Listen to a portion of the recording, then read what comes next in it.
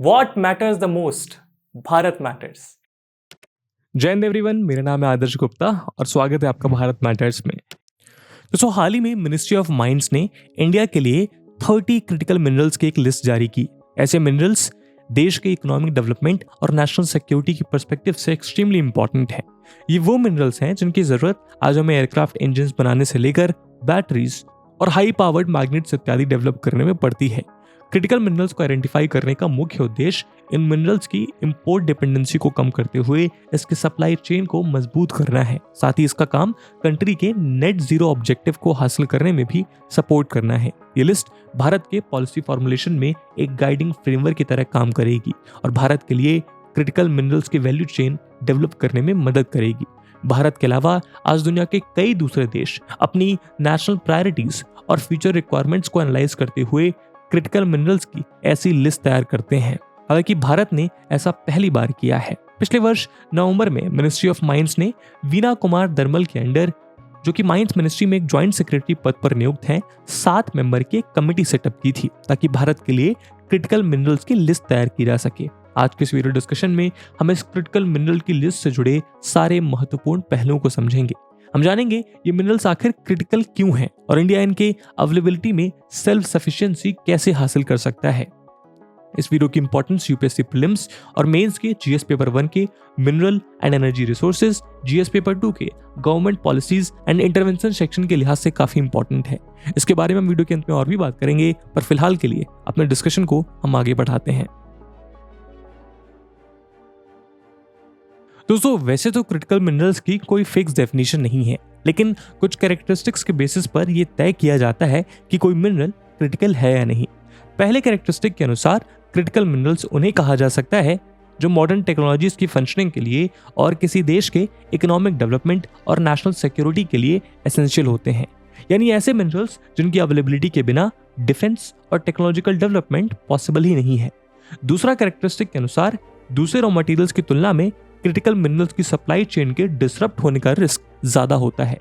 ऐसा इसलिए क्योंकि अक्सर ऐसे मिनरल्स का प्रोडक्शन और प्रोसेसिंग लिमिटेड कंट्रीज द्वारा डोमिनेट किया जाता है और यदि किसी भी तरह का जियोपॉलिटिकल टेंशन इमर्ज होता है तो उसका असर इन मिनरल्स की सप्लाई चेन पर भी पड़ सकता है। एक देश के लिए क्रिटिकल मिनरल्स की लिस्ट उसके मार्केट और पॉलिटिकल कंडीशन के हिसाब से टाइम टू टाइम चेंज होती रहती है। उदाहरण के तौर पर 2018 में यूएस के क्रिटिकल मिनरल्स की लिस्ट में कुल 35 मिनरल शामिल थे, लेकिन लेटेस्ट लिस्ट में 50 मिनरल्स हैं। इंडिया के केस में इस लिस्ट में अभी टोटल 30 मिनरल्स हैं।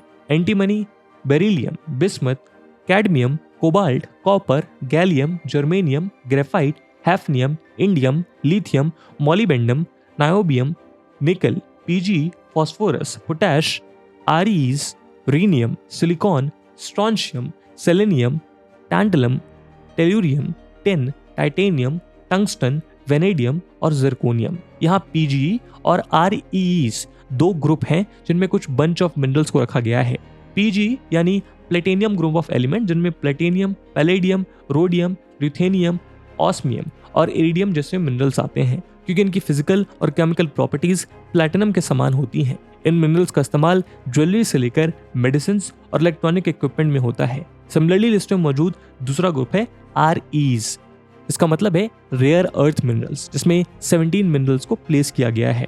इस लिस्ट में आप उनके नाम देख सकते हैं। माइंस मिनिस्ट्री द्वारा सेटअप की गई कमेटी में इन मिनरल्स को आइडेंटिफाई करने के लिए एक 3 स्टेज असेसमेंट कैरी आउट किया था। फर्स्ट स्टेज में दुनिया के कई देश के क्रिटिकल मिनरल स्ट्रेटजीज को एनालाइज किया गया। साथ ही इस स्टेज में Centre for Social and Economic Progress और Council on Energy and Water के स्टडीज को भी एग्जामाइन किया गया। इन स्टडीज के बेसिस पर टोटल 69 एलिमेंट्स को आइडेंटिफाई किया गया। इसमें मोस्टली ऐसे मिनरल्स शामिल थे जो कि ऑस्ट्रेलिया, यूएसए, कनाडा, जापान और साउथ कोरिया जैसी कंट्रीज द्वारा क्रिटिकल कंसीडर किए जाते हैं।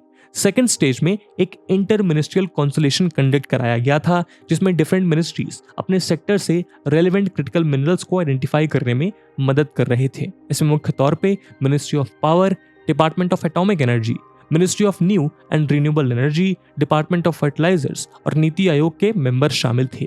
थर्ड स्टेज में क्रिटिकल मिनरल्स की लिस्ट को आइडेंटिफाई करने के लिए एक एम्पेरिकल फॉर्मूला डिराइव किया गया, जिसकी मेथोडोलॉजी यूरोपियन यूनियन के क्रिटिकल मिनरल्स आइडेंटिफाई करने की मेथोडोलॉजी से इसमें मेनली दो मेजर फैक्टर्स यानी इकोनॉमिक इंपॉर्टेंस और सप्लाई चेन डिसरप्शन को ध्यान में रखते हुए इंडिया के लिए क्रिटिकल मिनरल्स की लिस्ट तैयार की गई।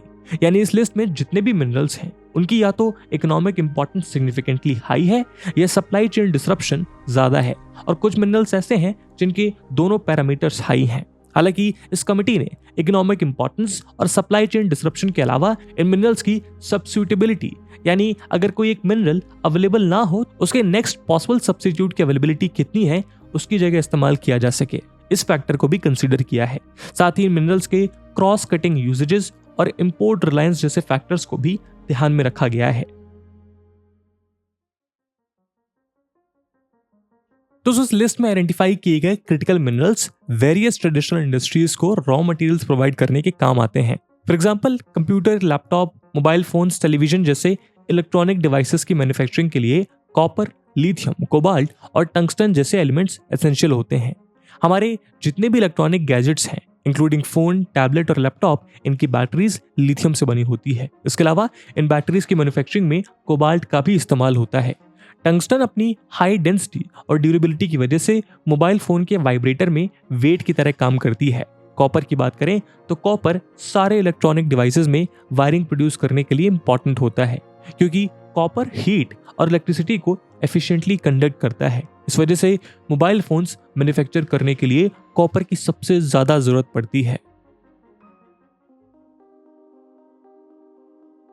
तो लिथियम, निकेल और सिलिकॉन जैसे मिनरल्स एरोस्पेस और डिफेंस सेक्टर में एडवांस टेक्नोलॉजीज की मैन्युफैक्चरिंग के लिए वाइटल रोल निभाते हैं। न्यूक्लियर सबमरीन से लेकर commercial aircraft, military planes, drones और सैटेलाइट्स इत्यादि को डेवलप करने के लिए हाई प्योरिटी और हाई क्वालिटी वाले क्रिटिकल मिनरल्स की जरूरत पड़ती है। उदाहरण के तौर पर एयरक्राफ्ट इंजन्स और मिसाइल में यूज किए जाने वाले स्ट्रॉन्ग अलॉयज को प्रोड्यूस करने में रेयर अर्थ एलिमेंट्स रिक्वायर्ड होते हैं। वहीं लिथियम अनमैन्ड एयरक्राफ्ट्स और सैटेलाइट में यूज किए जाने वाले हाई परफॉर्मेंस बैटरीज को मैन्युफैक्चर करने में यूज किया जाता है। सिलिकॉन की जरूरत सेमीकंडक्टर क्रिएट करने में होती है, जो कि नेविगेशन, कम्युनिकेशन और फ्लाइट कंट्रोल सिस्टम का इंटीग्रल पार्ट होता है। उसी तरह platinum group metal, rocket engines और दूसरे स्पेस टेक्नोलॉजीज डेवलप करने में काम आते हैं। दोस्तों इंडिया ने साल 2070 तक net zero carbon emission achieve करने का टारगेट किया है। इसके लिए इंडिया साल 2030 तक 450 गीगावाट रिन्यूएबल एनर्जी जनरेट करने की कैपेसिटी को अटेन करने का एम कर रहा है।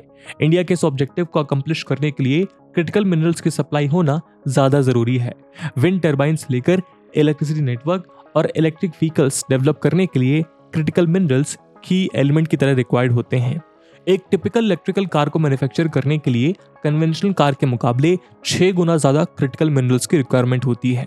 इंडिया 2030 तक 80 मिलियन इलेक्ट्रिक व्हीकल्स प्रोड्यूस करने का एम कर रहा है, जिसमें अप्रोक्सीमेटली 6,40,000 मेट्रिक टन्स लिथियम की जरूरत पड़ेगी। वहीं सोलर पैनल्स को मैन्युफैक्चर करने के लिए कैडमियम, गैलियम, जर्मेनियम, इंडियम और टेरियम जैसे क्रिटिकल मिनरल्स रिक्वायर्ड हैं। बात करें कॉपर की तो कॉपर क्लीन एनर्जी टेक्नोलॉजीज जैसे कि सोलर और बैटरीज को प्रोड्यूस करने के अलावा क्लीन एनर्जी की ट्रांसमिशन और डिस्ट्रीब्यूशन के लिए भी काफी इंपॉर्टेंट है। इसके अलावा मोलिब्डेनम, टाइटेनियम, वेनेडियम और कोबाल्ट जैसे minerals wind energy turbines manufacture करने के लिए एसेंशियल हैं। दोस्तों क्रिटिकल मिनरल्स की लिस्ट में से अधिकतर मिनरल्स इंडिया में या तो डोमेस्टिकली अवेलेबल नहीं है या इनकी अवेलेबिलिटी रिक्वायर्ड अमाउंट से कम है, जिस कारण इंडिया को इनके इंपोर्ट के लिए दूसरे कंट्रीज पर रिलाई करना पड़ता है। इस लिस्ट में 10 ऐसे मिनरल्स हैं जिनके लिए भारत 100% इंपोर्ट डिपेंडेंट है। अगर हम साल 2020 में मिली इस लिस्ट पर गौर करें तो हम पाएंगे कि लिथियम, कोबाल्ट, निकल, vanadium, niobium, germanium, rhenium, beryllium, tantalum और स्ट्रोंशियम ऐसे मिनरल्स हैं जिन पर इंडिया की इंपोर्ट डिपेंडेंसी 100% है। उदाहरण के तौर पर आज भारत लिथियम के लिए चिली, रशिया, चाइना, आयरलैंड और बेल्जियम जैसे देशों पर निर्भर करता है। वहीं निकल के लिए हम स्वीडन, इंडोनेशिया और जापान जैसे देशों का रुख करते हैं। लेकिन सबसे बड़ा कंसर्न है इन सभी मिनरल्स की डिपेंडेंसी में चाइना का प्रेजेंट होना। दरअसल आज चाइना इन क्रिटिकल मिनरल्स का पूरे वर्ल्ड में लार्जेस्ट प्रोड्यूसर है, इस वजह से इंडिया इनके इंपोर्ट के लिए चाइना पर हेवली डिपेंडेंट है।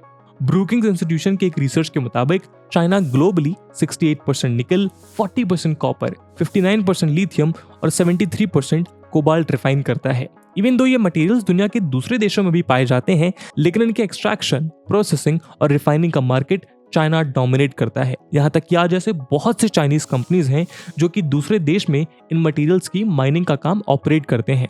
उदाहरण के तौर पर चाइना ने डेमोक्रेटिक रिपब्लिक ऑफ कॉन्गो में अपने कई कंपनी सेटअप कर रखे हैं जो कि वहाँ कोबाल्ट माइनिंग का काम करते हैं। रेयर अर्थ एलिमेंट के केस में तो चाइना इसके माइनिंग और प्रोसेसिंग दोनों को डोमिनेट करता है। चाइना और इंडिया के बिटर रिलेशंस किसी से छिपे नहीं हैं। ऐसे में इन क्रिटिकल मिनरल्स के लिए फॉरेन सोर्सेज और खास करके चाइना पर डिपेंडेंस के कारण हमारे लिए इन मिनरल्स की सप्लाई चेन के डिसरप्ट होने का रिस्क बना हुआ है। किसी भी तरह का जियोपॉलिटिकल कॉन्फ्लिक्ट की सिचुएशन में चाइना इन मिनरल्स की सप्लाई को रोक सकता है। साल 2010 में ईस्ट चाइना सी में कुछ आइलैंड की ओनरशिप को लेकर चाइना और जापान के बीच डिस्प्यूट के बाद चाइना ने जापान को रेयर अर्थ एलिमेंट एक्सपोर्ट करना बंद कर दिया था, जिसका जापान के इलेक्ट्रॉनिक सेक्टर पर ह्यूज इंपैक्ट पड़ा। यहाँ तक कि हाई पावर मैग्नेट्स की भी ग्लोबल सप्लाई चेन खतरे में आ गई थी। अभी हाल ही में ये भी खबर आई कि चाइना यूएस के ऑनगोइंग टेक वॉर के बीच चाइना ने यूएस और उसके अलाइड नेशंस को गैलियम और जर्मेनियम के सप्लाई पर रोक लगाने का फैसला किया। ये बैन अगस्त से लागू है। ये दोनों मिनरल्स सेमीकंडक्टर्स और सोलर पैनल्स को मैन्युफैक्चर करने के लिए वाइटल हैं। यदि चाइना ने लॉन्ग पीरियड के लिए ये बैन जारी रखा तो इन प्रोडक्ट्स के प्राइसेस काफी हाई हो जाएंगे। चाइना के बाद इंडिया रशिया से सबसे ज्यादा क्रिटिकल मिनरल्स इंपोर्ट करता है। रशिया निकल, टाइटेनियम और स्कैंडियम का मेजर एक्सपोर्टर है। रशिया के अलावा यूक्रेन भी टाइटेनियम का एक बड़ा सप्लायर है। यूक्रेन के पास लिथियम, कोबाल्ट और रेयर अर्थ मटेरियल्स के भी रिजर्व हैं। Currently ongoing Russia Ukraine conflict का अक्सर इन क्रिटिकल मिनरल्स की सप्लाई चेन पर भी असर देखने को मिलता है। वहीं फ्यूचर में चाइना और रशिया की ग्रोइंग पार्टनरशिप इंडिया में क्रिटिकल मिनरल्स की सप्लाई चेन को फर्दर वल्नरेबल बना सकती है। दोस्तों, नेशनल सिक्योरिटी और टेक्नोलॉजिकल डेवलपमेंट के लिहाज से इन मटेरियल्स की इंपॉर्टेंस को देखते हुए इंडिया को इसकी सप्लाई चेन को मजबूत बनाने की जरूरत है और केवल कुछ ही कंट्रीज जैसे चाइना और रशिया के ऊपर इंपोर्ट डिपेंडेंसी को कम करने की जरूरत है। क्रिटिकल मिनरल्स को आइडेंटिफाई करना इस दिशा में भारत का पहला कदम है। इसके अलावा माइंस मिनिस्ट्री ने इस रिपोर्ट में क्रिटिकल मिनरल सेक्टर में कैपेसिटी बिल्ड करने के लिए भी कई सुझाव दिए हैं, जैसे कि establishment of centre of excellence on critical minerals. India CSIRO, Commonwealth Scientific and Industrial Research Organisation की तरह अपनी एक नेशनल इंस्टीट्यूट या centre of excellence on critical minerals establish कर सकता है। CSIRO ऑस्ट्रेलिया की largest mineral research and development organisation है। Centre of excellence on critical minerals geological knowledge, data analytics और मॉडलिंग और मशीन लर्निंग कैपेबिलिटी जैसे high technology के through India में इन क्रिटिकल मिनरल्स के डिपॉजिट्स को डिस्कवर करने में हेल्प कर सकता है। CECM दूसरे एजेंसीज के साथ कोलैबोरेशन करके फॉरेन कंट्रीज में क्रिटिकल मिनरल्स को आइडेंटिफाई और स्ट्रैटेजिक एक्विजिशन कैरी आउट कर सकता है। इसके अलावा centre of excellence on critical minerals India के लिए क्रिटिकल मिनरल्स की लिस्ट को टाइम टू टाइम अपडेट करेगा, प्रेफरेबली हर 3 साल में। अगला सजेशन है developing domestic sources of critical minerals. Bharat को इन मिनरल्स की डोमेस्टिक सोर्सेज डेवलप करने पर फोकस करने की जरूरत है। प्राइवेट और पब्लिक सेक्टर दोनों मिलकर इंडिया में एक्सप्लोरेशन और माइनिंग एक्टिविटीज प्रमोट कर सकते हैं। अभी रिसेंट में जियोलॉजिकल सर्वे ऑफ इंडिया ने जम्मू कश्मीर रीजन में advance mineral exploration programme conduct कराया था, जहां के रियासी डिस्ट्रिक्ट के सलाल हैमाना एरिया में 5.9 मिलियन टन लिथियम रिजर्व किया गया। गवर्नमेंट के प्रेस रिलीज के अनुसार साल 2023-24 में GSI 966 programmes including 318 mineral exploration project और 12 marine mineral exploration project conduct करने का एम कर रहा है, जिसमें 116 प्रोजेक्ट स्ट्रैटेजिक और क्रिटिकल मिनरल से रिलेटेड हैं। अगला सुझाव है investment in research and development. India को मिनरल एक्सट्रैक्शन, प्रोसेसिंग और क्रिटिकल मिनरल्स की रिसाइकलिंग के लिए एफिशिएंट टेक्नोलॉजी डेवलप करने के लिए रिसर्च और डेवलपमेंट में इन्वेस्ट करने की जरूरत है, ताकि देश में मौजूद मिनरल्स का पता लगाकर उन्हें कॉस्ट इफेक्टिव मैनर में एक्सट्रैक्ट कर इंडस्ट्रियल यूज के लिए प्रोसेस किया जा सके। इस तरह की टेक्नोलॉजी डेवलप करने से हमें 2 मेजर बेनिफिट्स होंगे। नंबर 1, इन मिनरल्स पर हमारी इंपोर्ट डिपेंडेंस कम होगी, जो हमारे फॉरेक्स रिजर्व्स को मजबूत करेगा।